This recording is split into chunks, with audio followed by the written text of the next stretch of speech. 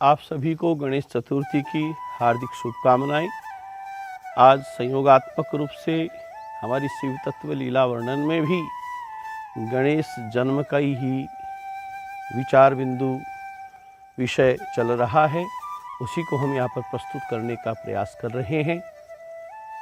भगवान शिव जो हैं वो सारी सृष्टि के नियंत्रण करता, उसकी उत्पत्ति के, उसके पालन के और उसके संहार के कारण है, यह सर्वविदित है। उनके ही पुत्र माँ पार्वती के द्वारा निर्मित एक दिव्य पुरुष, जिन्हें सर्वाध्यक्ष गणेश के नाम से जाना जाता है, जो रिद्धि सिद्धि के पति हैं, स्वामी हैं, जो शुभ लाभ के पिता हैं, जो क्षेम और मंगल के हेतुक हैं, उन गणपति को विविध कल्पों में अलग अलग कथाएं आती हैं कि शनि की दृष्टि पड़ी और गणपति का जो मस्तक और सिर प्रदेश था वो अलग हो गया। श्वेत कल्प की जो कथा है, जो शिव पुराण में वर्णित है, उसमें आता है कि स्वयं भगवान शिव ने अपने त्रिशूल से माँ शिवा के उस द्वारपाल का, उस पुत्र का सिर छेदन कर दिया था और फिर उसे हाथी का सिर लगाया गया।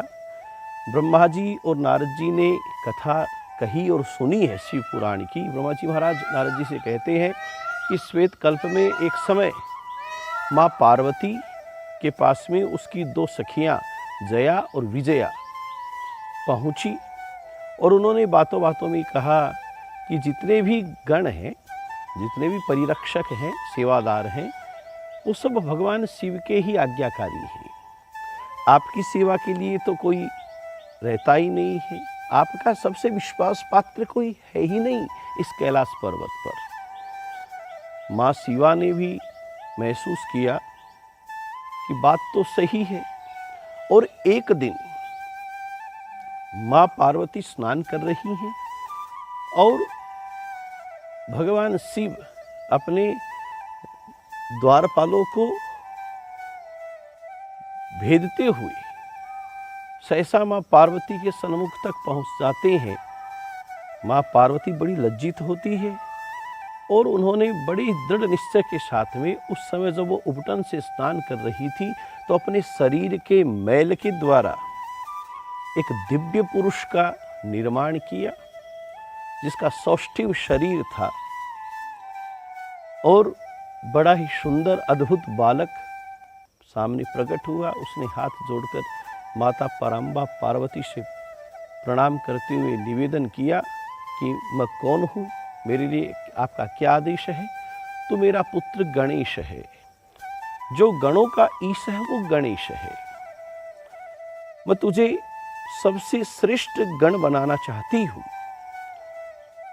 अपनी संतान को सबसे श्रेष्ठ बनाना एक प्रत्येक माता का कर्तव्य होता है। जगदाम्बा, जगत की आत्मा जो माँ पार्वती है, उन्होंने गणेश को अपना पुत्र घोषित किया और उसे कार्य दिया कि आप मेरी आज्ञा के बिना कोई भी मेरे यहाँ प्रवेश न कर पाए, मेरे द्वार पर रहोगे। तो उन्होंने एक छड़ी ले ली और गणेश जी जो हैं माँ पार्वती के आदेश के अनुसार उनके द्वार पर रहने लगे। भगवान शिव को इस घटना का, क्योंकि वो लीला कर रहे हैं, उन्हें मालूम नहीं था कि पार्वती ने इस तरह से एक पुत्र को उत्पन्न करके अपना द्वारपाल बना दिया है। वो ही संयोगात्मक रूप से माँ पार्वती अंदर हैं, उनकी सखियाँ अंदर हैं, बाहर द्वार पर गणेश जी हैं, वो छड़ी लेकर करके द्वार रक्षा कर रहे हैं। सभी रुद्र गणों को भेद करते हुए भगवान शिव जो हैं वो अपनी अंतरात्मा में अपने इष्ट का स्मरण करते हुए कैलाश पर विचरण कर रहे थे। उसी समय जो श्रेष्ठ गण थे उस समय के नंदीश्वर, वो माँ पार्वती से मिलने के लिए वहाँ पर पहुँचे। गणेश जी ने उन्हें द्वार पर रोक दिया कि आप नहीं जा सकते। आप कौन हो, आप कौन हो? मैं पार्वती माँ का गण हूँ, द्वारपाल हूँ, मैं भी श्री पार्वती का द्वारपाल हूँ उनका गण हूँ। दोनों में परस्पर बड़ी विरोधात्मक बातें होती हैं और यहाँ तक कि परिस्थिति ये बन जाती है कि नंदीश्वर और गणपति युद्ध कर बैठते हैं। नंदीश्वर अंत में कि अब हार जाऊंगा, हारे हुए मान करके दौड़ करके भगवान शिव के साथ में गए अन्य गणों को लेकर कि त्राहि माम प्रभु, ये कैलाश पर्वत पर नया क्या हो गया। भगवान शिव ने कौतूहल के वशीभूत होकर पूछा क्या हुआ। उन्होंने सारी बातें बताई तो उन्होंने लीला करने की ठानी रखी है और संसार को एक नया संदेश देना है भगवान शिव को। तो अब वो स्वयं त्रिशूल लेकर करके उन रुद्रगणों के साथ में निकले। द्वार पर वैसे ही गणपति ने उन्हें भी रोक दिया। उन्हें रोकते हुए जब भगवान शिव ने समझा कि ये मुझे रोक रहा है तो शिव ने कहा तू जानता नहीं मैं कौन हूँ, आप जो भी हैं मैं कौन हूँ और मुझे क्या आदेश है वो आप सुन लीजिए। मैं पार्वती माता का गण हूँ, उनका पुत्र हूँ और उनके आदेश होने पर ही आप अंदर जा सकोगे। भगवान शिव ने क्रोध में आकर करके त्रिशूल से उस दिव्य पुरुष का मस्तक अलग कर दिया। सारे संसार में हाहाकार मच गया। माँ पार्वती के पास में संदेश पहुंचा कि जिस गण का निर्माण किया था उस गण को भगवान शिव ने त्रिशूल से मस्तक अलग कर दिया है। उन्होंने अपनी सारी शक्तियों को एकत्रित किया और अपनी सारी शक्तियों का आदेश दिया कि प्रलय मचा दो। संसार में, सृष्टि में हाहाकार और प्रलय की स्थिति बन गई। सब देवता लोग दौड़ कर आए, दिव्य पुरुष दौड़कर पहुँचे। सबने भगवान शिव से निवेदन किया तो उन्होंने कहा कि अब तो शिवा ही कुछ कर सकती है। सब देव समुदाय, ऋषि समुदाय, विशिष्ट जन माँ पार्वती के पास में पहुँचे, उनसे निवेदन किया तो उन्होंने कहा कि मेरा गण मुझे वैसा का वैसा चाहिए तो ही ये परिस्थिति रुक सकती है। सबने भगवान शिव को वो समाचार सुनाया। भगवान शिव ने व्यवस्था दी कि आप उत्तर दिशा की ओर जाओ और जो भी प्रकृति का पहला जीव आप लोगों को दिखाई पड़े उसका मस्तक लेकर करके मेरे पास में आ जाओ।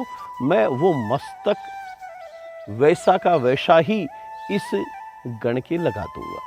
देवता लोग निकले और उत्तर दिशा में सर्वप्रथम एक हाथी दिखाई पड़ता है, हाथी का बच्चा। उसका मस्तक ला करके भगवान शिव को दिया जाता है और यहाँ पर संसार का सबसे पहला सर्जिकल ऑपरेशन भगवान शिव एक ऐसे डॉक्टर के रूप में यहाँ पर प्रस्तुत हुए कि उन्होंने सभी कोशिका तंत्रों को वैसा का वैसा ही स्थापित करते हुए पार्वती के पुत्र गणपति के शरीर के जोड़ दिया हाथी का मुख और वो पुनर्जीवित हुए, उनका पुनर्प्रादुर्भाव हुआ। उस समय भाद्रपद की शुक्ल पक्ष की चतुर्थी तिथि थी, सायंकाल का समय था, चंद्रोदय होने ही वाला था। उस समय ये सारी घटना घटित हुई। तभी गणपति की जो चतुर्थी है, गणेश चतुर्थी है, वो भाद्रपद शुक्ला चतुर्थी को मनाई जाती है। आज माँ पार्वती अपने पुत्र को पुनर्जीवित देकर के बड़ी हर्षित हुई। उन्होंने उनका जात कर्म नामकरण संस्कार पुनः किया। स्थूल शरीरधारी गणपति को अपने हाथों से उन्होंने उठते ही कुछ भोजन मांगा कि मुझे कुछ खाने के लिए दो माँ अम्बा, माता तो अन्नपूर्णा है।